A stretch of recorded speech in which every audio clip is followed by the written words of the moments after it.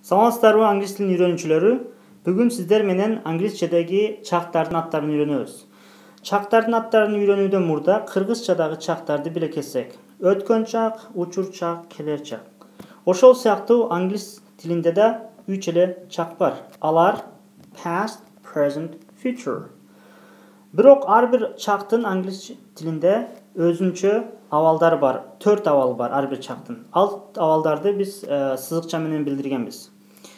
Ошол сызыкчаларды, абалдарды десек, аттарын биле кетсек, 4 абалдын аттары көргөнүңүздөрдөй simple сызыкчасы, continuous and perfect, perfect continuous.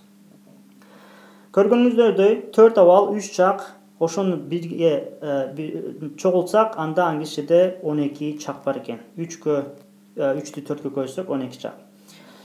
Биринчи сызыкты көргөнүңүздөрдөй бул жердеги чактын аты past simple. Мындайча айтканда бул жерде past simple. Ал эми бул жерде present simple. Биринчи ылдый түшөсүздөр, андан кийин сызыкчадагы атты айтасыңыздар. Present simple, андан кийин future simple. Ал эми карасак алардын аттарына көргөнүңүздөрдөй ушундай. Past simple 1 чак, present simple 2 чак, future simple 3 чак. 4-чү чакты могул деген айта кетсек, анын аты past continuous. Present continuous, андан кийин future continuous. Аларды көрөлү. Көргөнүңүздөрдөй past continuous, present continuous, future continuous. 4-чү сызыктын аты эмне? Perfect. Perfect'теги чактарды айта кетсек, алар көргөнүңүздөрдөй past perfect, present perfect and future perfect. 4-чү сызыктын аты perfect continuous. Perfect continuous'тун үстүндөгү чактарды эсептесек, алар 3, алардын айта кетсек past perfect continuous, present perfect continuous and future perfect continuous.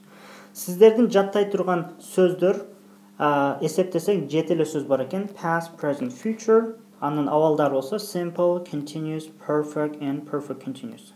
Бул perfect continuous 2 perfect continuous'тун кошундусу. Ушул 3 чак 4 абалды айтсак, бул ушун менен чогуу англис тилинде 12 чак бар экен.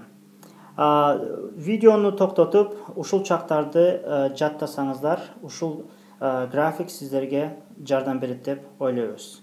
Дагы бир жолу көрүшкөнчө саламатта калыңыздар.